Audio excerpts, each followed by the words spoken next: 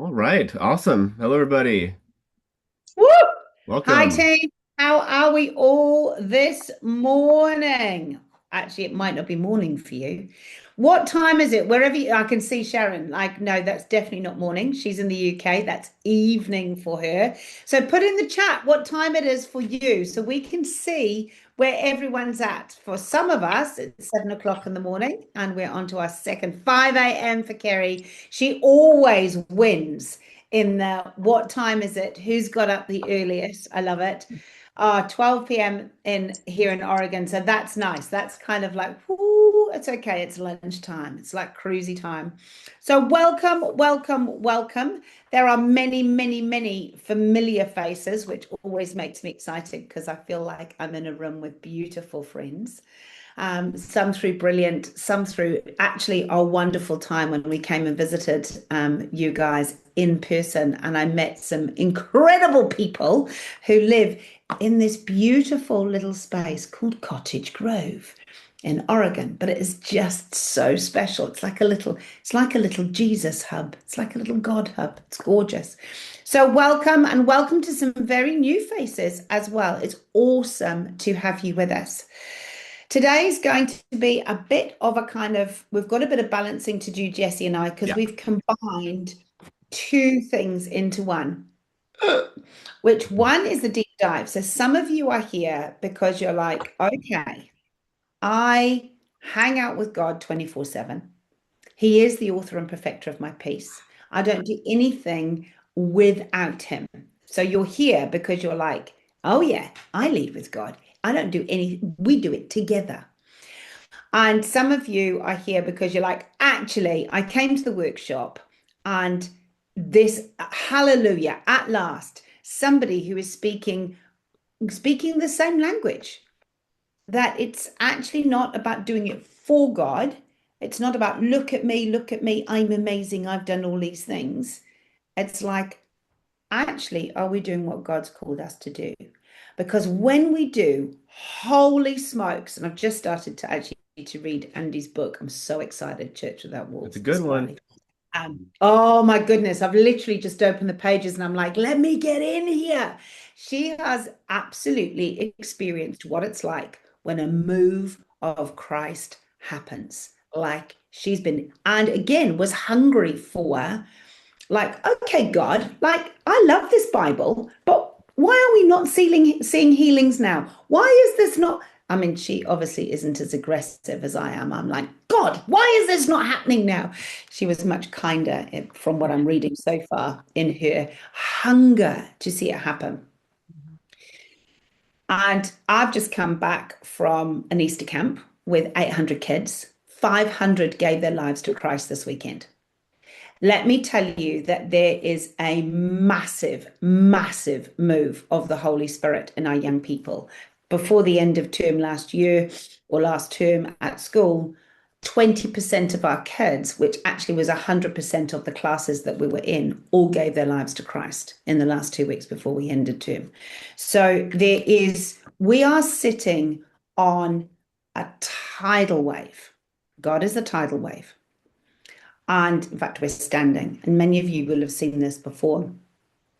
And what God is asking us to do is to lock arms. Each person, each one of you, I know that's here, even those I don't know personally, each one of you is running in a lane that God has asked you to run in.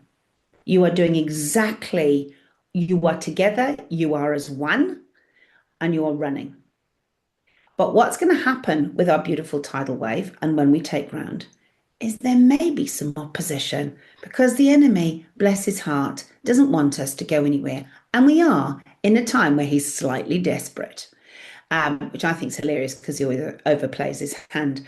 However, the point is we run and we lock arms with each other on this tidal wave. And God has shown me literally as far to the left and as far to the right are the pioneers, the front runners, those that are brave and courageous enough to work with God and literally run with him.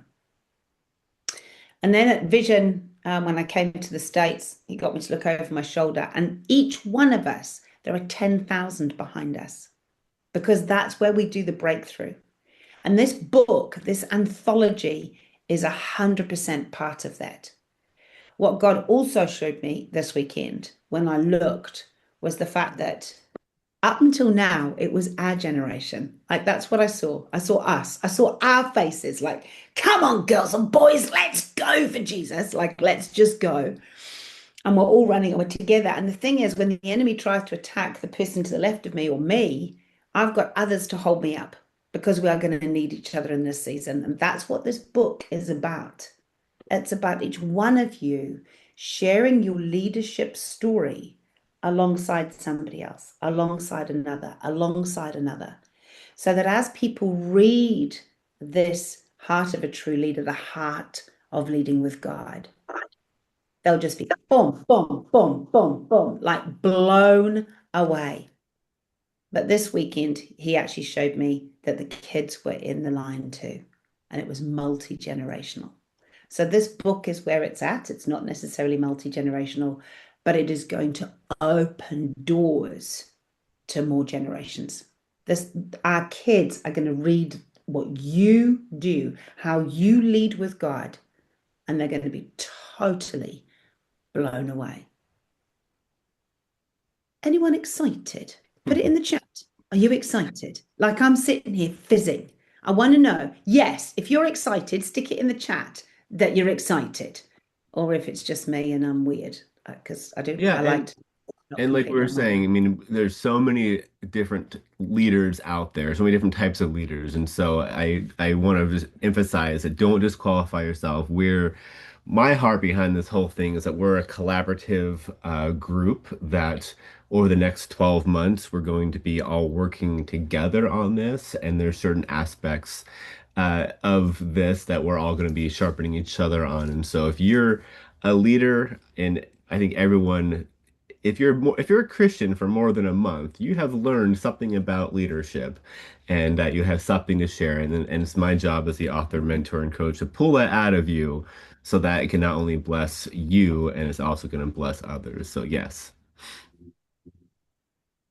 I love that. I love that because some people actually lead as grandparents and they're leading their grandchildren. That's a leadership role in the family, whatever it might be. And that is definitely something we're wanting to look at. You may well be a CEO. You may well be doing some incredible stuff out there. You may well have all sorts of titles, but the titles are irrelevant. It's what we're doing with him that makes the difference. So I love that, Jesse. I love the chat, by the way, and I'm loving the fact that Kerry's found the gifts already and she's giving it that shimmy already. What a I'm loving gift. the. What a gift that she Oh, brings. Yeah. the last event we were at, the gifts went nuts. I'd never even used these gift things, but they were just because they're in your little chat box now, and people just put their little words in, and then you had all these gifts everywhere. I had to switch it off; it was too distracting. Anyway, so that's good news. Good news that you're finding your gift, you're finding your heart, you're finding where you're at. So maybe we want to celebrate those. I'm actually going to just hijack a couple of people or highlight a couple of people because I'd never met Corey, bless his heart. And he came to the workshop a couple of weeks ago and he's like, right, I'm all in. Like he hasn't just gone, oh, I'll just do the little mental shit. I'm gonna do the whole thing. And actually Sharon is on that journey with Beauty for Ashes. But Corey, do you want to tell people why, just take yourself off mute and share why you think this is for you? Because it'll probably resonate for others in the room. Um, I guess I would fall into the second group of people where my experience, I've been a Christian for most of my life. But my experience of Christianity was a set of rules to be followed and arguments to be learned and um, ways to behave to be accepted.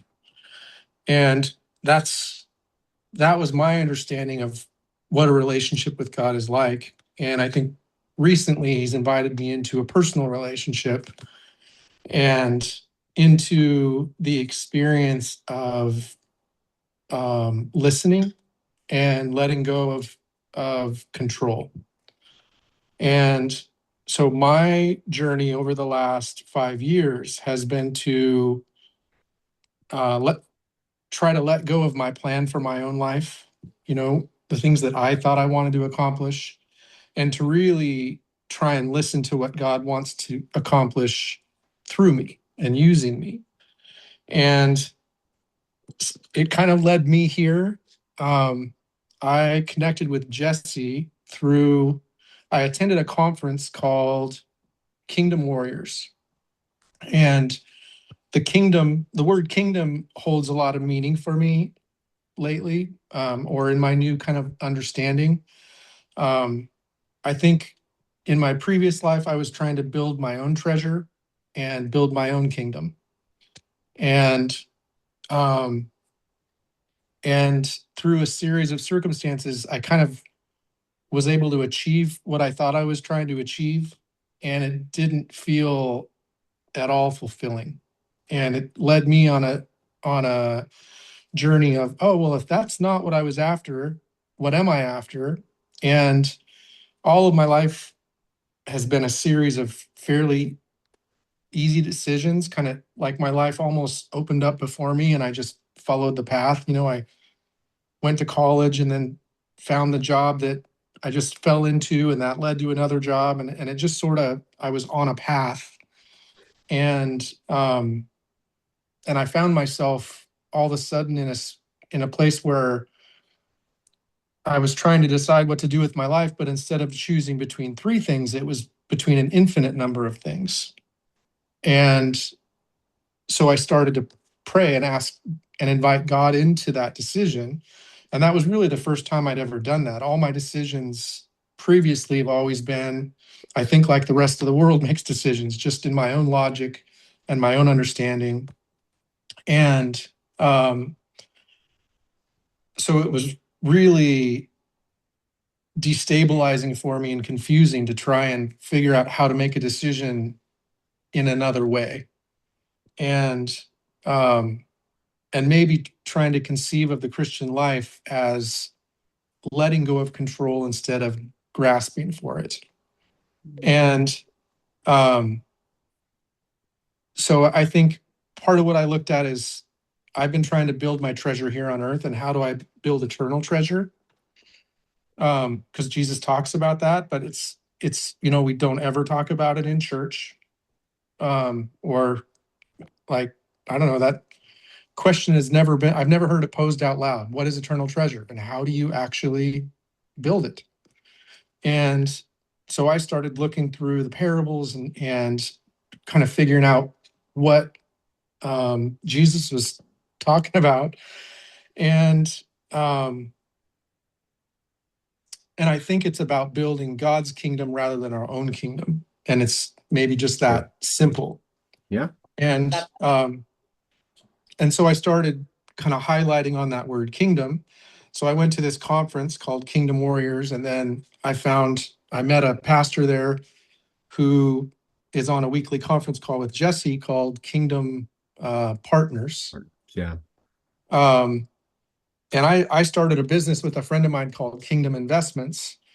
And then so I met Jesse, and then he started talking about this. And then I landed on that conference call. And Sally, the way that you're speaking is it lines up so perfectly with kind of my understanding of what this is supposed to be, what this life is supposed to be. And that our sorry? No, go ahead. Go ahead. And that our Christian life that most of us are living is not at all what we're being called to. And what we're being called to is true freedom. And it's Yeah. the letting go of the idea that I have to prove my worth at all, and that my value is connected to either what I produce or what I believe or how I act. And not that those things aren't important, but when I don't tie my value to it, when I don't tie my lovability to it, it frees up. I don't know, it becomes a completely different endeavor, right? Where it's actually out of love rather than out of compulsion and obedience. And Exactly. So you're such a great storyteller, Corey. I think that that would be a fantastic thing to add, which is exactly it. It's like that kind of that upside down kind of building mhm, God's kingdom, right? That we're at the heart of what we're doing here, right? Like letting go of control, kind of like you said, you know, you actually did a really good job of like, and we didn't ask Corey, we didn't rehearse ahead of time, but he did a good job of kind of showing like the story of like kind of what we're doing is like I was thinking like the rest of the world.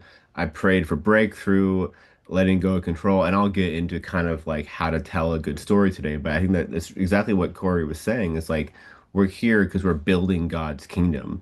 And I think that, and everyone has a different story, and not everyone is going to have to be, you know, like a CEO, like or like Corey is doing with multi-millions. But you all have a story of like how to actually let go and surrender and let God actually lead, which is exactly kind of the heart of what we're doing here. And so I didn't mean to cut you off there, Corey, but I think it's beautiful that you have such a I want to capture all of that and into kind of like into that story for all of us to be able to have in our chapter in our book here. So yeah.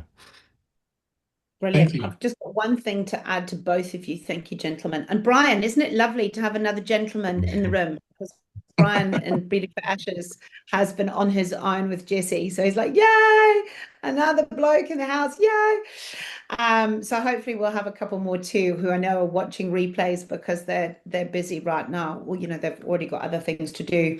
But it's really interesting this weekend when I went to this camp, there were 25 people employed by Finlay Park. There were 1,000 people there. So they had 25 people employed. Then they had, I think, probably about 50 official volunteers who had come in to support and help to facilitate 1,000 people there. And then there were the rest of us who were parents, leaders for the kids, whatever, who then chipped in and dipped in and did whatever. For me, it was the heaven on earth. And I think that's what we're going to have here, where everyone shares their story of letting go and letting God, of how he works with us and in us, and what then, because it's internal to external, we run with him in every moment, and boof, the whole world opens up. And that was what I saw this weekend, where everyone ran in their lane. No one tripped anybody else up. You know, people who were active went and put their hands up for activities. People who were happy to serve food went and helped serve food. It was an absolute beautiful flow of heaven on earth. And that, I believe, is what we're going to end up sharing with the world in this anthology, is this is what heaven on earth actually looks like when we partner with God and we do what he calls us to do. I know Sue's just run the most incredible event. She's done three beautiful women's events. And because she partners with him. Okay, God, what are we doing for this event? How does it look? And he says, liquid gold. And he gives her everything that she needs for her events so that the women are truly blessed. Even if she's not front facing, by the way, this is a Jesus gig. She doesn't do that. That's me.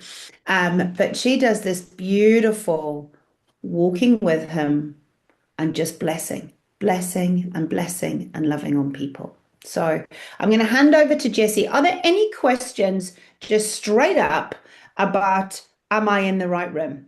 You know, is anybody here not feeling like I'm in the right room? Because I feel you all are, but it's not down to me, it's down to you. So if you're feeling like you're in the right room, put a yes in the chat, so that makes it nice and easy. And if you're not feeling like, oh no, these two are nuts, that are like, nah, I need to be out, then feel free to drop Then off. feel free to drop off. Then ask a Then question. ask a question. Yeah. So if anyone's got a question to ask, please ask it now. Otherwise, I'm going to hand over to Jesse and let him run with the next part of how we build our chapters And in. we will have time at the end as well for general Q&A, but yes, we have a few questions right now and I'll get to kind of the overview. So I see Julia raising her hand. You want to go ahead and ask a question there, Julia? You gotta unmute Take yourself. yourself off mute, hun. Sorry. You did it and then you put it back yourself back on. Okay. Sometimes I think I read text too quickly. I'm delighted to be here, and I'm going to go with the flow with whatever direction it goes. But I thought we were here to learn how to write how to write Mhm. chapters in a book. We So apparently I misunderstood that, but I would be delighted to contribute a chapter in a book. so we're But what combining. is the Great question. focus? Sorry, go ahead. A little bit of delay. Sorry, Julia. Say that We're last part doing, again. we're doing both today, Julia. We are There's a going delay, I to, guess, going on. So what I we're understood you going to wait. saying, I'm just going Julia. to make you for a second, ask the question. That's it, So just because it's reverberating. what I understood she was asking is that we're going over because yeah, we're going over a chapter. We will definitely do that since there. Okay, hold on, I need to mute you again, Julia. I think there's a feedback.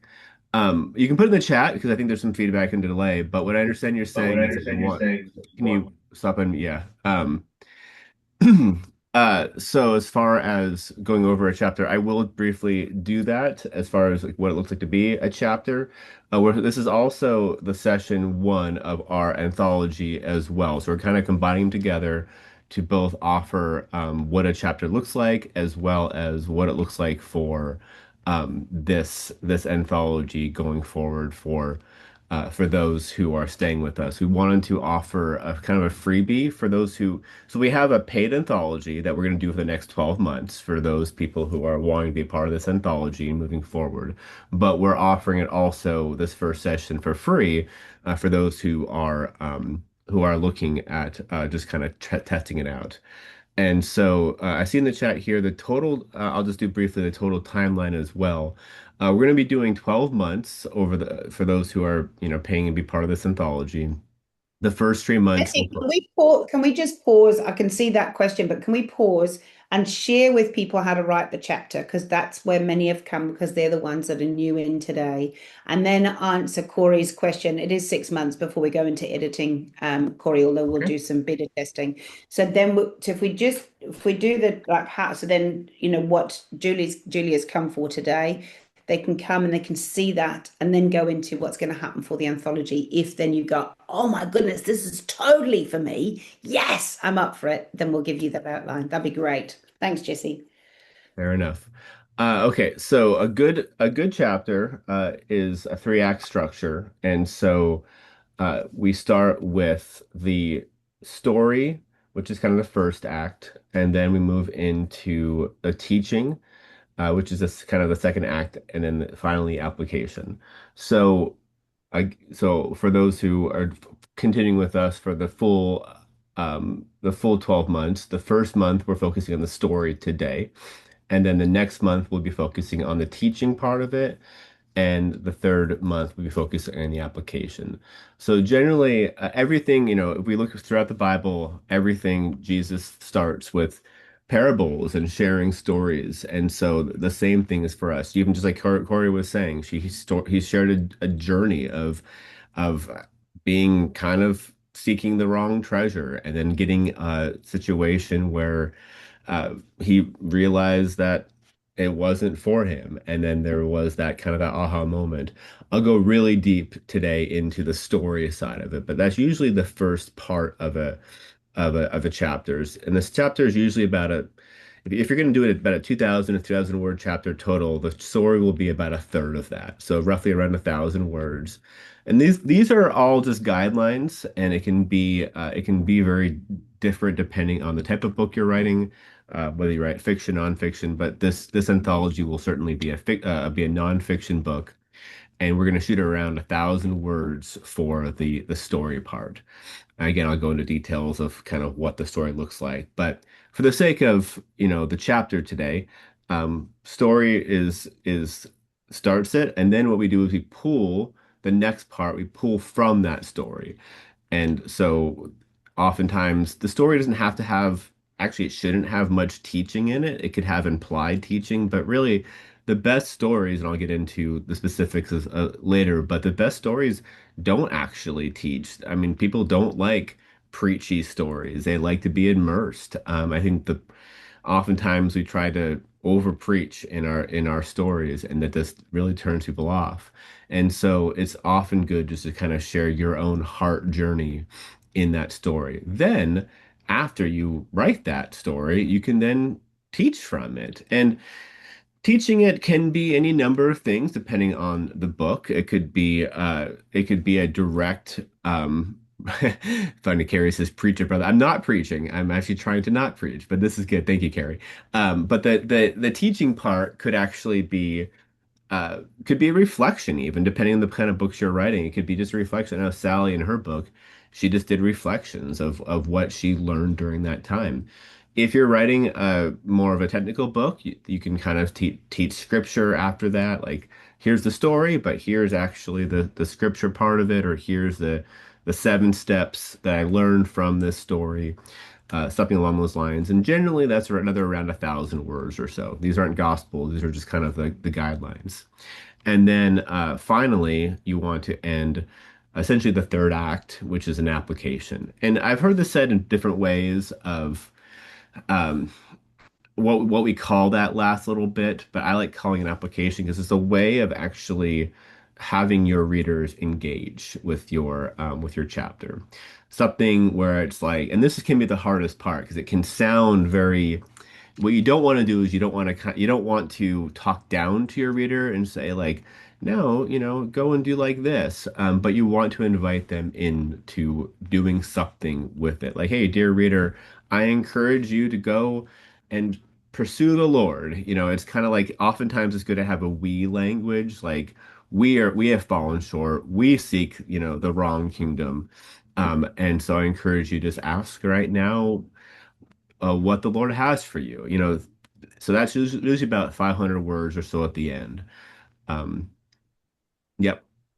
And then and I'll just keep going as far as a book goes. It's just then you just have a bunch of chapters from that. And so like our book, we're gonna have, I don't know, 10, 20, 30 of these back to back. If you're gonna write your own book, generally it's about 12 or 13 to 15 chapters of this, of story teaching application.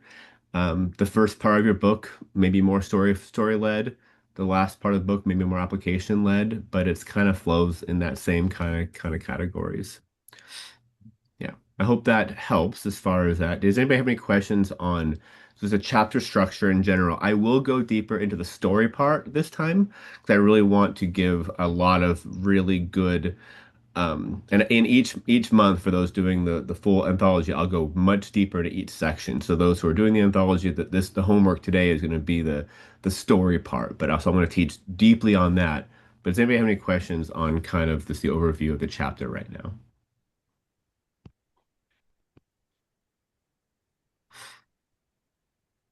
All We're all right. like, yeah, Was I we're that totally, good?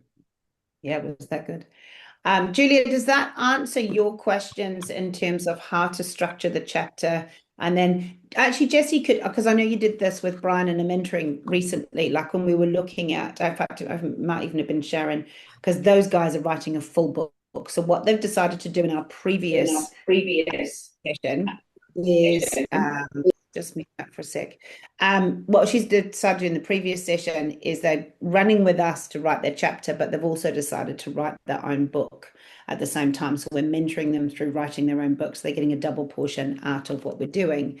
But just remind me, or for others, if you were looking at writing your own book alongside this, or you're thinking, actually, I'm sitting here wanting to write my own book, roughly, if you're thinking of, so how many chapters, because I remember you put like breaking it into chapters or breaking it into amount of words for like the first act, second act, third act in your in Sure. a book, Yeah, really I can speak to speaking. that because that is helpful. And that's kind of our heart too for these 12 months is to really bring people through the whole journey of writing. And so which is why this is our heart. I mean, that's what I do for a living. I take people from inspiration to publication. So it's my heart to really kind of give these tidbits. And so yeah, we can definitely talk about what it looks like for the whole book. Yeah, I'll go back to I love the 3 act structure. I mean, that's basically 3 act structure for a chapter, but also you have a 3 act structure for a book too. And I really briefly mentioned on it that I'm actually it will make more sense when I talk about how to do the whole story of a kind of the hero's journey. But I just want to give again a brief overview of just the structure in general. If you're going to write about a nonfiction book is roughly about 30,000 to 50,000 words, right? And the first act is going to be the first maybe 3 to 4 chapters, and that's usually going to be more story heavy. And so you're starting where on the day that something changes. Any good 3 act structure starts on the day that something changes.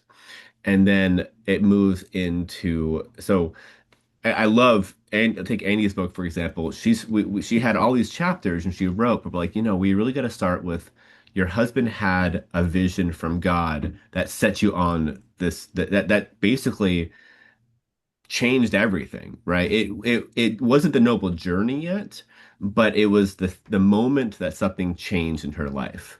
And so we started there in chapter one, and then we kind of then we sh so your first 3 chapters could focus a lot on something changes, and you're still going to have a teaching and an application to it, but usually in that first part, a teaching is a little bit lighter. Just more like my experience from that, and application is not going to be that heavy. It's just going to be like, dear reader, reflect on this, or what's one thing in your life that God is doing. It can be really, really simple.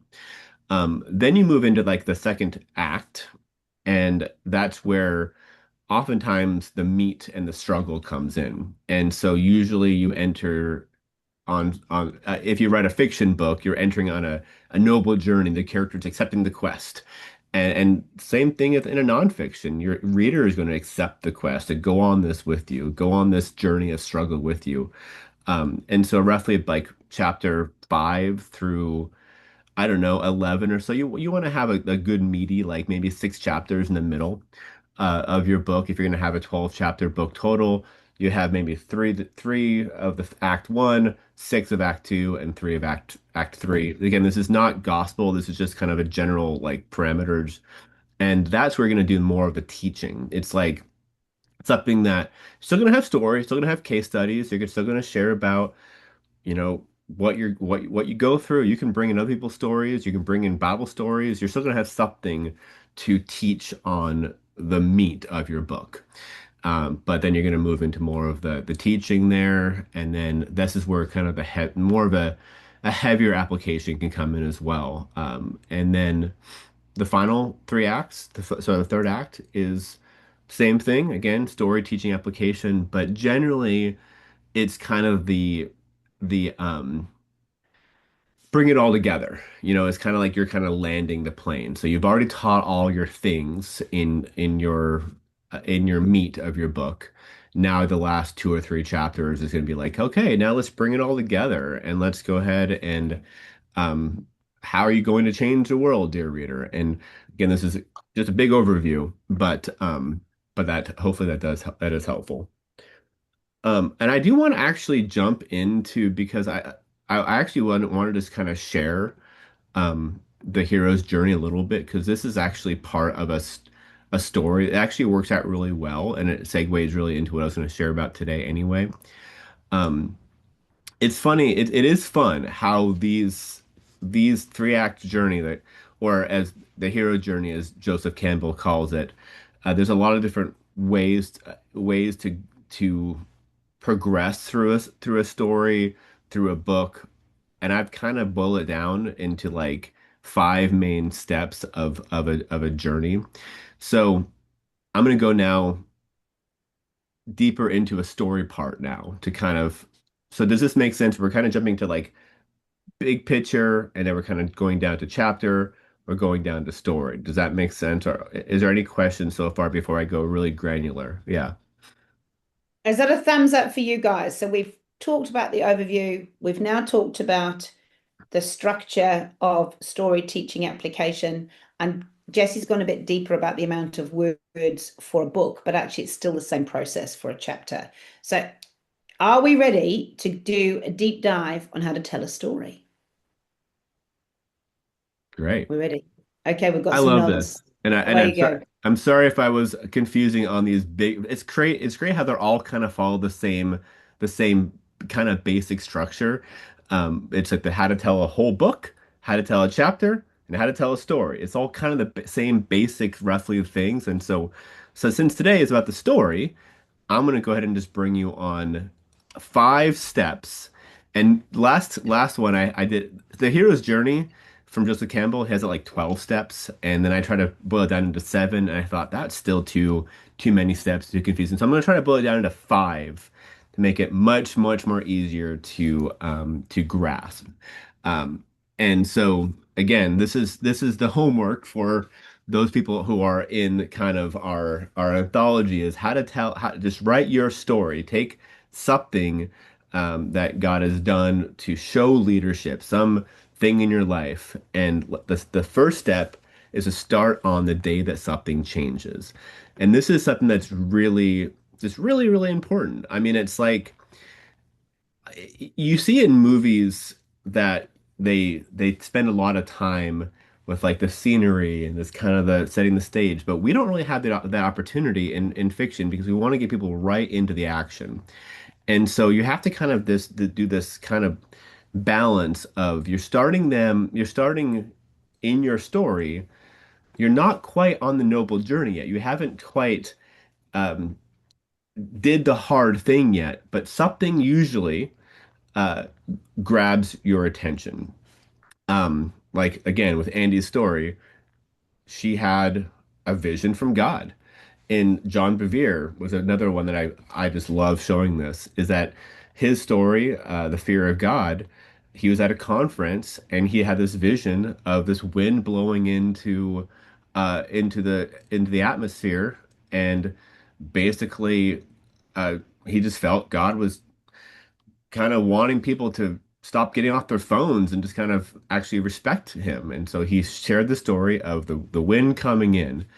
Every story begins with a shift, something that interrupts your normal. So something exposes a gap in the tension of your life. Um, so let me scroll down here. It might be an opportunity, a problem, a realization, something interrupts your normal. It might sound something like, I don't think I can do this anymore. This isn't working anymore. I think something needs to change. And this is where the story begins. Um, the perfect example in fiction in Lord of the Rings is that Bilbo was in a cozy little hobbit hole, and then all of a sudden comes a wizard to disrupt him from his normal life. And then even this, I'll read this thing from Seven Habits of Highly Effective People from Stephen Covey. He says, I began to realize that much of success in literature I've studied was superficial. I was filled with quick fix techniques and image-based approaches. It did not address a deeper issue of the character. I saw lasting change had to come from the inside. So something has disrupted him. And so that starts the journey. And then you're kind of showing a little bit about your normal after that, of your story, and that leads into part 2, which is the noble choice. And so you something disrupts you, and this is something that there's a reason why these rules work because God actually does this a lot with our lives. I'm actually teaching a workshop here pretty soon with the screenwriter, and we're doing it about how to see yourself as the hero of your own story because God follows the hero's journey with our own lives sometimes, and it's super fun. So usually part 2 is the noble choice, and so oftentimes people then choose once you're disrupted, you can then choose to go on that journey, or you don't. But that's not really a story if you don't accept the call. You may not if you don't have to feel ready. You don't have the full you don't need a full plan, but you have to step away anyway. This could look like saying yes, or staying instead of quitting. Um, it doesn't always isn't always a confident choice, and oftentimes it's not. For me, I I left my job to go into ministry, and so part of maybe what I'm going to maybe share in my story um, is that I wanted to be a full-time coach, and and that's so God gave me I was my first moment was I was at a conference and I saw I was in a suit and I was full of luxury and I was having all these cocktails and everything and I just realized that I don't want to do this anymore. That was my step one. That was my disruption. But I had to then go back to work. I didn't leave immediately. I had to just kind of go back to work. And I told my boss, "Oh, I should, you should fire me because, or and he didn't fire me." And I'm like, "Okay, well, I had to do the normal life." And then finally, I made my noble journey, uh, to quit. Actually, it was let go, and it was the right timing, and that started me my noble journey of going on ministry. So that was my noble choice. Um, then part three comes the obstacles. Once you go on your noble journey, this is when most of the meat of your story lives. This is the struggles, this is the mistakes, this is where things don't go as planned. Oftentimes in movies, we have a thing called a mirror moment where people, you see yourself as like the problem sometimes, and you have to fix it yourself.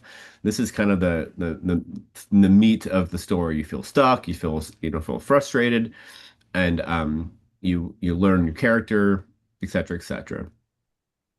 And then comes the fourth step, which is the moment of clarity.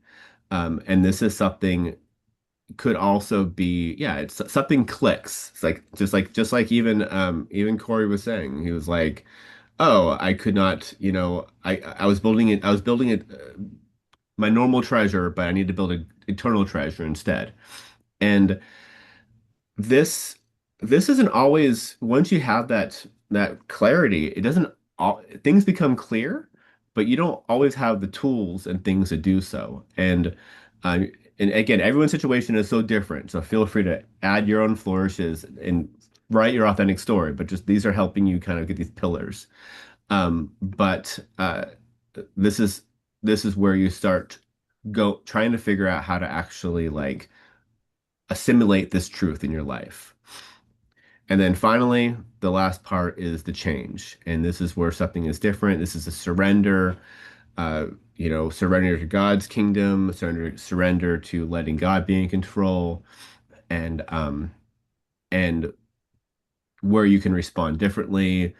Usually at the end of a story, the main protagonist can do something that they couldn't do at the beginning.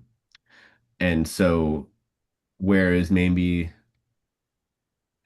like a good story also brings a truth to a lie. Like for me, like I didn't think I could make a living, on my own as an entrepreneur.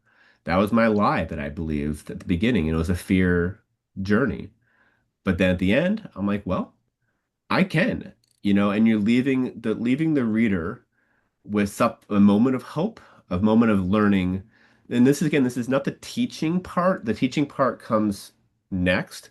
This is just a resolution.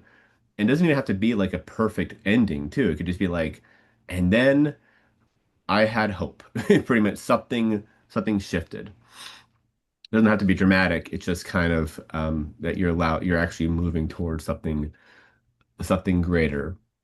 And that could be surrender. It could be the final part. It's like, hey, I finally surrendered to God and then I had hope.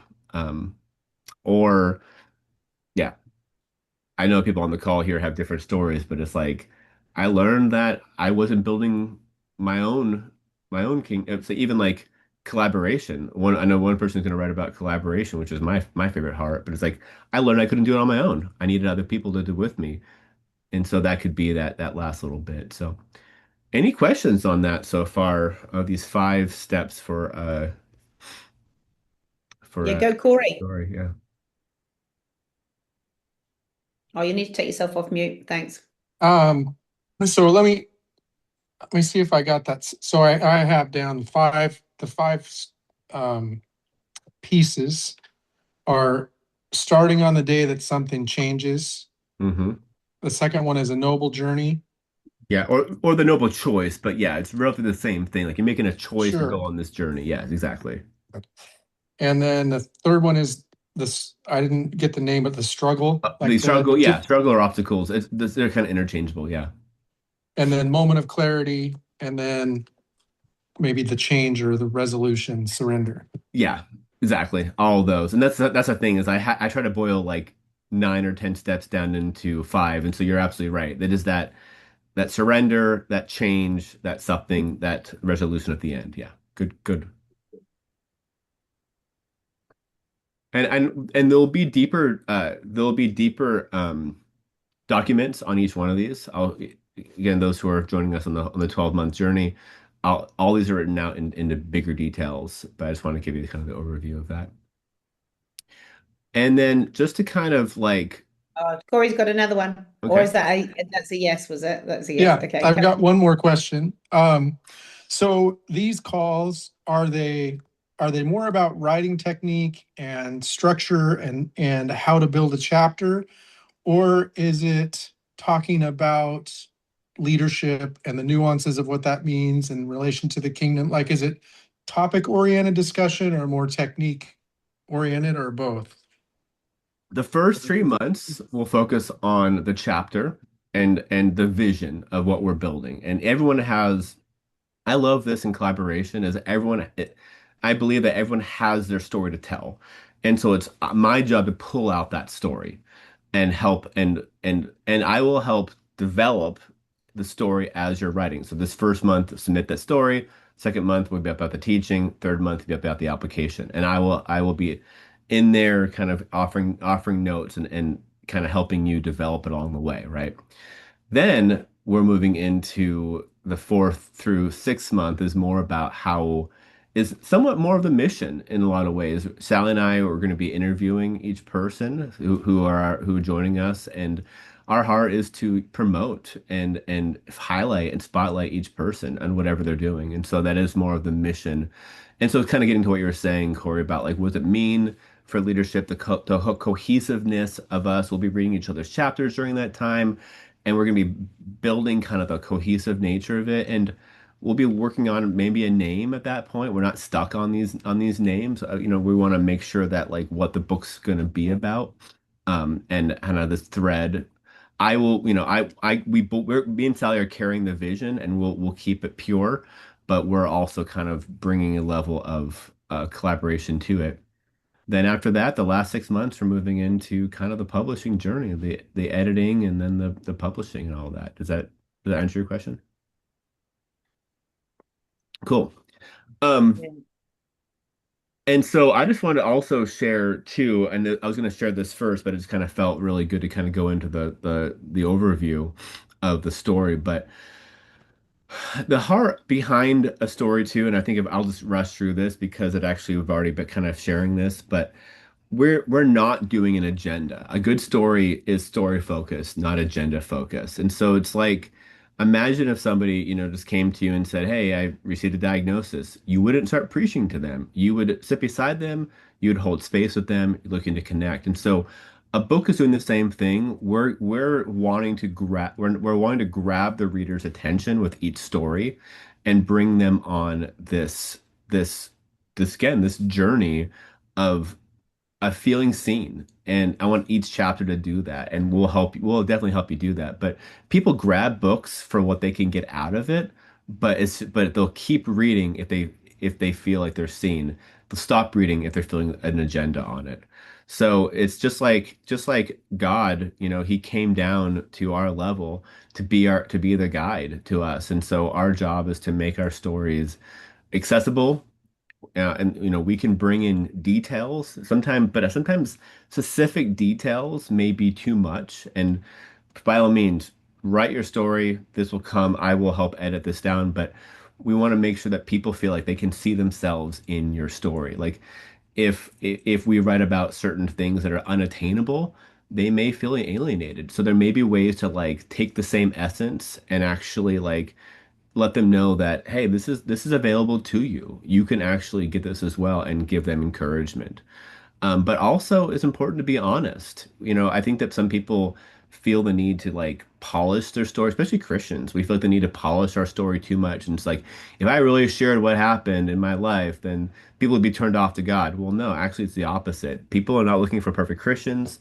They're not looking for perfect answers. Even that end result where there's like hope, sometimes like it doesn't have to be a perfect tie up bow at the end. It can something will tie up, but it's also that sometimes that tension, the unresolved, can actually be a very beautiful part as well. And so, and the final piece I want to mention on this part is that we are the guide.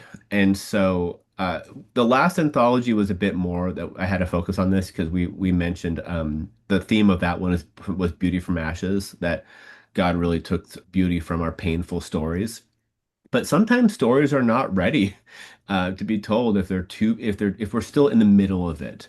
And so uh, so we are offering our chapter as a gift to people, not to process, not to get people on our side.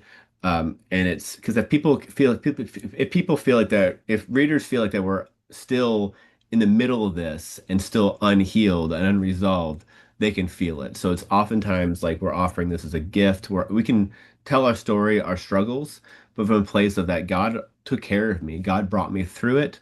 Now I'm coming back and I'm offering this as a gift for you. Um, and so yeah, it can be messy, but it also needs to be kind of offered as a gift, if that makes any sense. So yeah, I think I covered a lot of it. The last little bit is just kind of how to tell it ethically and legally. But I want to take us pause a little bit and just kind of like um, like hear from you all as far as any thoughts you have on this part so far. I love that.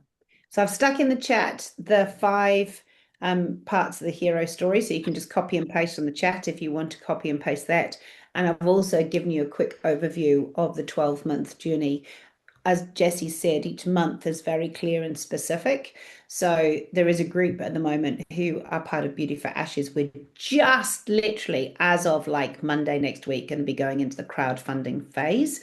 So actually, I'd love to invite either Sharon or Brian or anyone who's been on the journey already with us as part of Beauty for Ashes. Um, does anybody actually want to ask them a question, either about how hard it's been, how easy was the chapter to write, what have they got out of it? Is there anybody who wants, because these guys are halfway through, so they've done this first half. Are there any questions for them? And I know they'll be blunt and brutally honest, because they've had to be pretty blunt and brutally honest in writing their books. But is there anything anybody wants to ask them about the project, or they're actually both choosing to write their own book as well as do this? So anything you want to ask, if you're thinking about writing your own book, or if you're thinking about actually I'd quite like to be part of this anthology, feel free to ask them a question. Not that I'm putting you on the spot, you two.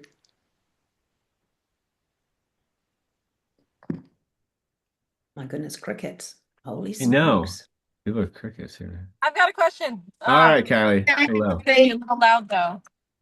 So for both of you, what would you say you have gotten out of this experience? Nice. Great Hal, question. Go ahead, um, Sally.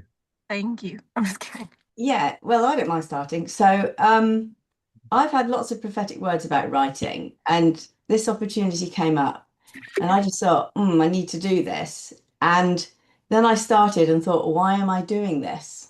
And I sort of like was kind of like really slow off the mark with everything. And anyway, I wrote my story, and then eventually, I still didn't quite know why I was doing it. I sent it to a friend. Um, for her to be one of my beta readers. And she was really I was really taken aback at her reaction and how moved she was. Basically, the story was about losing my eldest son in an accident. And I mean, it was just like Jesse said, a bit messy and not fully resolved because these things, don't get fully resolved. But it was the first time I realized how powerful it is to share our stories. And it took me a long time to actually get to that place of realization. But I think it is really powerful. So, yeah, that's what I've got from it, I think. Have confidence in sharing a story. Thank even you, if it's Sherry. a bit messy and not resolved. Yeah. Tina is also wanting to respond to that or ask another question. Actually, just let's let Brian respond, and then Tina Okay, can ask her question because she did ask for Kylie did want to know from both Sharon and Brian, and then yeah, absolutely, Tina can ask her question totally. she might want to respond too. Yeah, yeah, 100% because she's in the group. Of course, Yeah. sorry, Tina. I haven't seen her on camera. Brian, what do you want to share?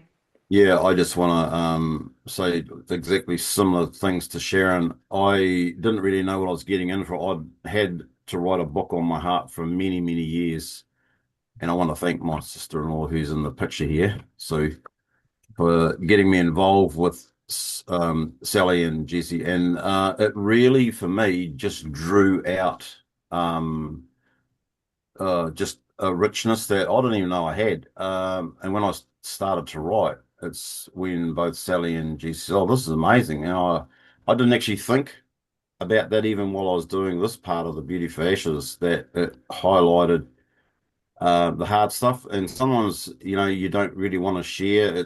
You become vulnerable, I'll say that. And by putting it on paper, but it also brings out something else in your life that you do have to share. It's like some of the stories you read through the Bible, all those different characters. They are who they are because of what God did in their lives, and I think that's what highlighted it to me. It's like, okay, so this is a story, and it can help others, and it will. Yeah, it's. I won't say it's easy. I'll be honest, I'm not really academically driven. I'm a carpenter. But for this is the big part which both Jesse and Sally and others in the group also helped. I think that, it's a great way of putting your thoughts and what God's done in your life on paper, in short. Yeah. Well Bless said. you. And then we'll have Tina and Kristen because Kristen's also part of that group too. So Tina, thank you, Brian. What do you want to share about what this has done for you in terms of the Beauty for Ashes journey? It has been a gift. It's been incredible. I was receiving encouragement from various places to write my story. I'd expressed interest in writing and from unexpected places. And I didn't know where to start, but exactly the right time, the Beauty from Ashes collaboration came along. And I jumped on it right away, just clicked, resonated with my heart as something just God brought to me to join, and it's been incredible. Writing my chapter actually was like I was super excited about it. Didn't know how it would go, and it went amazing. I was able to get it written, my first draft written fairly quickly, and the mentorship and the drawing out of the story that I've received from Sally and Jesse has been amazing. And the other people in the collaboration reviewing my story and providing comments and encouragement and their observations and their questions has been an incredible gift. So it's just been a huge gift to me and so glad that I joined. Oh, bless you.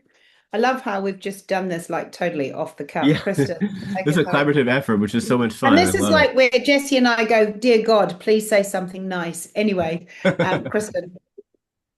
I would say this is like, it's such a Holy Spirit thing. And I know I had no idea when I started writing. I thought I wrote about being the mom of my two boys with disabilities and then my daughter. And I thought I had it all resolved. And so, but it's like a journey. And it's like when you start writing, like the Holy Spirit brought stuff to me that I hadn't yet resolved yet. And so it was just a gift. But so I would say for all of you who are doing this, who feel that led, that it's going to be a journey, and the Holy Spirit is going to bless you, and it's going to work in you in ways that you cannot even imagine. And so, one of the things I really enjoyed was just being able to read other people's stories in the collaboration. There was just like that kind of vulnerability and specialness to it before it's gone to the other editor, and then to give those give your comments, and you end up meeting other people, and you end up I don't know, just creating these bonds and stuff. And so it's been really special. Yeah, thank you, Kristen. And I don't know if you want to respond at all, Debbie. I know that we did our actually several years ago. Debbie was a part of the very first collaborative project that I did with some coaches. I don't know if you want to share about that journey at all, Debbie, but you don't have to. But yeah, this is actually our third anthology, second one with Sally. But I had the privilege of bringing 10 coaches through the same collaborative journey several years ago. I think what sounds different about this one is uh, this one is going to give more instruction. I already love the fact that you're clarifying what the story needs to have. And that was a really fun project, but this one feels at a different level. I think I'm going to learn a lot more. I think I'm going to walk out with a better skill set. And that particular one, I had already written my book and I just grabbed a chapter out of it, which really applied to the subject matter of what we were doing at that point. So this one is way different for me Mhm. because this one's going to be really raw.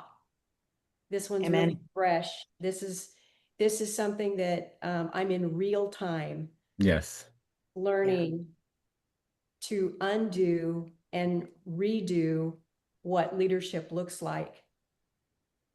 Learning from my past, building on that, but really anticipating something brand new that God is doing all over the earth and wanting to be part of that. And so the vulnerability part of this one going forward feels like I have no idea what it's going to look like out there. And that's really fun. I love that. I love the adventure of just kind of starting to walk into the water and watching it rise. Yeah. That's what this feels like. Yeah. Thank you for So, that. yeah. And you bring a good point too, Debbie, is that we did this on purpose to make it a 12-month journey on purpose that it gives us a lot of room to breathe. I know a lot of us are busy, and we have a lot of things that we're doing. The first 3 months is writing the rough draft, but then we have 3 more months of working on that rough draft, and it's very, very doable for most people. And even after that, there's an element of actually just of also still editing it. So we there's a journey of you can be at peace in this. I believe that everyone can do this. Is very sustainable. Everyone can do this, even if you're not a writer. That's my job to help pull these things out. Yeah. Yeah. Sorry, Jesse, I was just going to chip in there because actually, as Brian was speaking, I got a bit of a download upload. I just got a little bit wrecked. And for those who are sitting here, the things that God highlighted was, where we have the enemy gets in and says, you don't have anything to share. Hmm. Where he says, the treasure within, no, you don't have any treasure. You don't have anything worth sharing. Or I don't have anything to offer. Those were the three that he just literally downloaded. And so if any of you, and that was actually what Brian just flipped straight away and said, actually, and everyone, like Debbie's just said, like, I just know it's going to be real. I know it's going to be raw. I know it's going to be Holy Spirit led. And it's a little bit of a step of faith coming into potentially walking with us. So there are half of the people in this room have said, yes, I'm in, let's go, let's do this. And so we're very grateful for you guys who are very much, very quick, fast action takers. This is it. Holy Spirit spoken, I'm in for a chapter. And so the offer for those of you who are unaware is that Jesse and I wrote my first book with Jesse's help, and it cost me in New Zealand dollars $20,000 to mentor, to do the publishing, to do the editing, to learn the skills. That was what the number was. And God has said to both of us, it's time to get the message out. We need to extend the tent pegs. We need to get his message authentically out there. And so we've said, okay, well, how can we do this? We can do it collaboratively and we can do it. So you get what I got for 20 grand for 495 or 497. And so that's the part of you sewing in to say, actually, I want to walk with these guys. I want to run with these guys. The advantage of it is, as people have shared, the treasure that Jesse, because of his skills and because of how he works, the treasure that he manages to bring out with his different questions or whatever, just pumps. It's like, holy smokes. And just like Sharon said, oh, I really didn't think that it was good enough. Like, I really didn't think it. And then she sends it to her bestie or to whoever, because it's like, oh, I'm just going to send it to somebody I know who can then give me like an honest review. And they're wrecked. They're like, this is gold. And so the process we take you on is the process that got me to be an international bestseller with my very first book with no idea what I was doing. Jesse, thank God, knew what he was doing. So what we're doing here is we're not just helping you to put your leading with God story out there. Yes, we're going to do that. We're going to build a community, which is actually something that I think was just touched on by Kristen, is that we also then get to the first part, write your story. Second 3 months or that second quarter, we get into each other's stories. How many of you, put your hand up, how many of you, when you've read someone's book, feel that you know them better, feel that you literally get to know them? Okay. You are going to get to know every single leader in the room. How cool is that? Because you're going to read their chapter. And the beauty of reading each other's chapters is we then know exactly what God is taking forward. It's not just Sally's word, it's Debbie's and Sharon's and Sue's. It's like, holy smokes. And then what we do is we do the crowdfunding, which puts the money back in. And some people have said, actually, I don't want to do crowdfunding. That's fine. You can just pay your bit, pay your part, which would be another 497 or 600, I think it is. So you can either put the money in and say, I'm out of crowdfunding, which is cool, or you can do the crowdfunding part. And the reason we do the crowdfunding part is because that's where our 30, 60, 100 fold of extending our tent pegs comes from. And can Because I add each to one, that too? Yeah. yeah, And 100%. we're doing it, we're keeping it a low because a lot of what we're Yeah. offering is usually very expensive, but we're keeping it lower because I'm really good at crowdfunding. Meaning, what that means is it's scary, can be a scary word, but really it just means we are pre-selling the book. And so to basically pre-raise the money. And so it keeps your cost lower and it covers all the professional editing, all the publishing, all the stuff by basically inviting our friends and family to buy the book ahead of time. But what's great about it is that my heart is also kind of win-win all around. And so we can offer things if you guys have like services or other things that you want to offer to get people to know about your businesses, know about what you do. That's the point where we can actually offer those to raise the value. And yeah, so we're gonna basically, make the money and then also get exposure. So it's kind of an all around win. And we develop it that way to actually make it so it's actually a benefit. So and it teaches you if you want to write your own book how to actually pre-sell and crowdfund for your own book as well. So we're trying to teach you the whole gamut. Yeah. Yeah. And that's really our heart, is it's not just for this, it's for if you've got another book in you, or if you've got something you might want to do in the future, the skills that I learned through Jesse, we're now passing on to you in this format to then have the most incredible best-selling book at the end.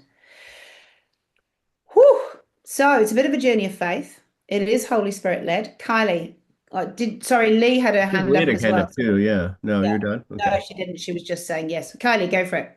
Thank you. I also want to add that I've been in communications for a long time, and this format is going to help you if you ever want to present. If God has it on, maybe he's going to, and saying yes to this, open the door for you to speak somewhere or whatever. This format that they're giving is gold and translatable across platforms. So anyway, I just wanted to add that. So it's really cool. Thank you, Kylie. And exactly, you bring up another good point, which is that I will be publishing this book, but the chapter still is yours, and so I would need permission to publish it. But you can still use this chapter and we can teach you all this stuff too. You can basically, build your own, use it as a reader magnet to build your own mailing list. You could use it as a thing to help you become a speaker. I mean, really, there's a lot. If you have ambitions, as obviously a lot of us leaders do, you don't have to, but you can. There's a lot of resources we're creating to then help you in all these different areas too. Yeah. Whew. Jesse, Yeah. have we missed anything? Have we? I feel like we've kind of shared what we are meant to. What have we missed? Yeah, so I mean, like, I agree, and I'll just briefly go over it because I think the last piece is just how to tell our story legally and ethically, which I can go ahead and just briefly go over it because those again who are on the journey with us, there's an extensive document of what to look at, but I'll just briefly go over, and then I'll give the homework for those who are on this journey with us, and then yeah, we can kind of end with any more Q&A. But really what it comes down to, simply as this coming from the place of you're telling your story from a healed heart, and same thing is that this is your story, not somebody else's story. And so this is something that more so probably with the last anthology, but it's still important to say because everybody's story includes other people in it sometimes or whatever, right? And so in order to legally tell a story, you have to do it from your own experience, not, and ideally, you would not have other people in your story at all. But if you do, they're not named, or they're presented in a positive light, because it's you can tell a raw story, you can tell what happened, but still give them the benefit of the doubt in some ways, right? So you can say things like, I felt abused, or I felt, this is something that your own experience, right? But instead of saying this person's intention was to hurt me, I mean, at the same, oftentimes we don't necessarily know that person's intention sometimes, and so we're sharing our story without exposing others. We're getting permission whenever there's identified details with people. We avoid using other people's words without permission, and we're not trying to be vindicated or add drama. Is more of like we're showing how God has. Again, the last story is much more about how God healed us, but then again, you guys may have stories that of hey, I learned leadership from the pits, and that's okay too. You don't have to tell very messy stories, but you can. But that is some ways of just your story carries weight, and it is your journey about what you've experienced. So that's just kind of how you do it. And I can kind of, again, be free to write your story. We don't have to do it perfectly. Just know that I'm gonna be protecting you, as in on how to actually present somebody else's to present your story well. So, um, and then I'll just briefly go through the homework for today for those, and that's simply just write your story. So a story would be 1,000 words, roughly on average, and using the five steps. We'll send out a follow-up email to those who are on the journey with us, and that eventually we'll teach you how to use Google Drive. And sorry if it's scary, but right now you'll just send the document to me and Sally, and we'll give you all the information in an email. Um, so yeah, that's really it. And then my job would be to do a developmental edit of your chapter to kind of look at all those different things, how to help you develop it. I will not be critical. I will be very and very very nice. I think that even if you're the most horrible writer in the world, I have a pathway to get you there. So it's gonna be Sally is what are you saying? But don't feel Oh, like Go ahead, what? You were just so kind to me. I'd never written anything in my life. And for those of you who are familiar with Dr. Caroline Leaf's gift profile, I'm a great talker and intuitive. So they're like my bandwidths on those top pillars are like 98, 100%. My linguistic writing, right at the bottom, 16%. So me coming into this space was like, okay, God, you said in my weakness, you're strong. You need to do this. So the stuff I gave Jesse at the beginning was like, I mean, why Jesse just didn't go, holy smokes, there's no way we can do this. Like, I don't know. But so I'm just laughing because you and Alicia Belt were so kind and so encouraging and so patient and just guided me through because I was like deer in headlights. I had no idea what I was doing. So Yep. I have I have been on the end of that. So I will say that if you don't think you've got capacity to write or you've never written, or actually this was never anything, it was never on my bucket list. God just decided that I would do it. And I mentioned it in a call that Debbie was on, and she went, "Oh, I know some really good people who can help you." And then that was it. The Yeah, game is that over. Debbie connected us, and this is how the whole Yeah, thing started. Yeah, but yeah, 1,000 100%. words is very doable. I mean, the average person can write 250 in maybe an hour, so it may take you 4 hours. It may, if it's really hard for you, it may take you six or so. But again, just do your best. It's a rough draft. It's not perfection. And over the next 3 months, we'll be developing it. So that's really it. So Oh, yeah, we I've got can. a couple of Yeah. just a couple of things in case people are thinking. So most, half the people in this room are like, yes, we're in, we're done. But for those who are like, oh, can I do this? Can I fit it? And especially for those watching the recordings, can I fit this into my normal day-to-day life? What Jesse's just said, so it's literally an hour a week, and he's right. So like 4 hours to write, so an hour to write 250 words across 4 weeks, because this is the first month, write your chapter. Like that's it. We've structured this so that an hour a week will allow you to 100% complete this. Mhm. And it will be, as many have said, you'll be amazed at what treasure comes out and what gold that you get out of this. So time commitment is always an issue for people, especially when you're leading, because you're actually full noise. And I know that both Jesse and I are. I'm very full noise. Yeah. Anyway. Any other questions that anybody might have for those of you who are like, do I, don't I, have I? And the other thing is ask God. None of us sitting here are like, without 0800, have I got permission for this? Is this what you're calling me to do? Is this my steps? Is this the safest place for me to start my writing or speaking journey? Because that's exactly where it goes. Kylie was spot on. And I know that actually, quick shout out for Kristen. She's just recorded her book.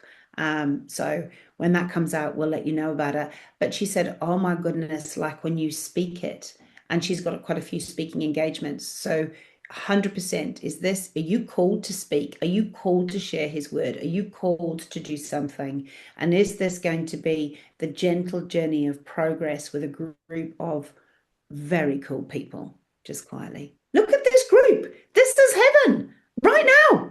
How cool is that? Anyway, so you get to hang out with each other for a whole year and just do it one piece at a time. And if you know anybody else, I mean, we still have a month before we have to lock so I mean, we don't need a commitment until session two. We'll be meeting once a month. It'd be the second Thursday at the same time. It will be recorded if you can't make it live, and that's perfectly okay. If you can't make it live, we understand.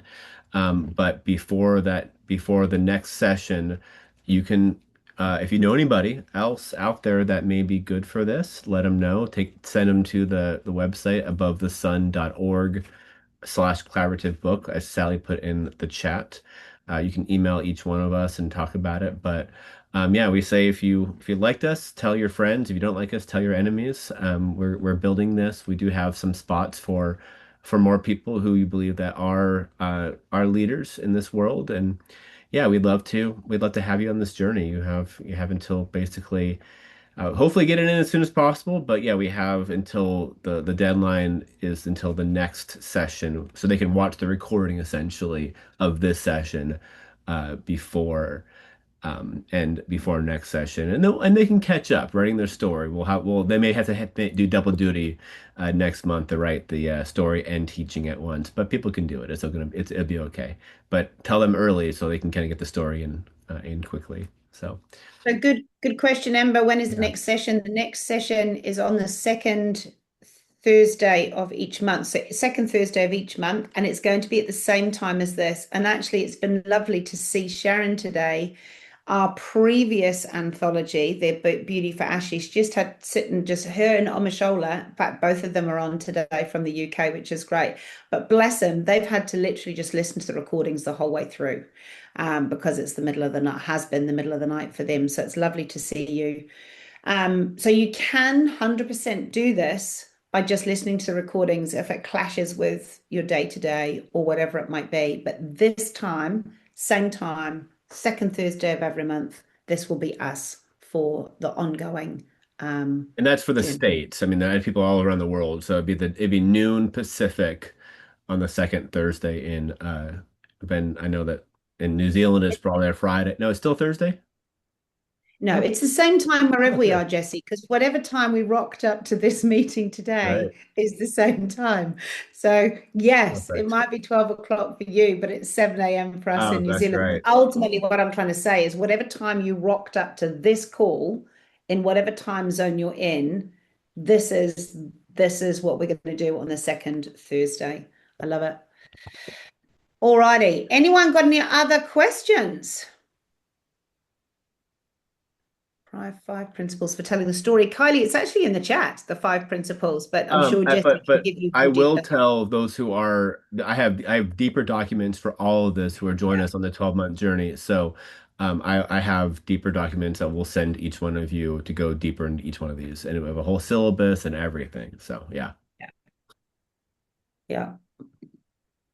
Excellent. Any more questions? We got 5 minutes left, you guys. Okay.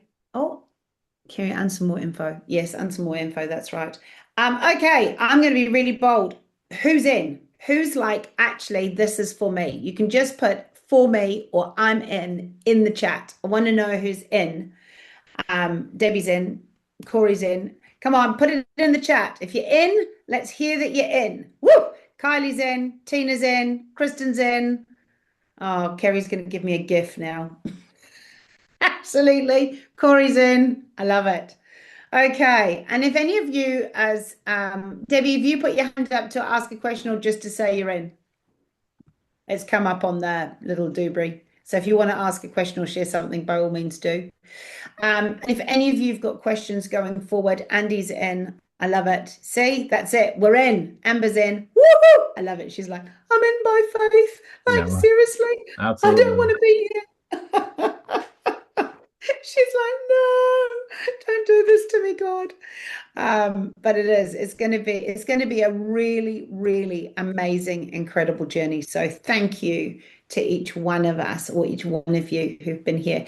Actually, Debbie, do you want to pray us out? If there's no more questions, we might ask Debbie to do the honors of praying us out. Sure. Go for it, girl.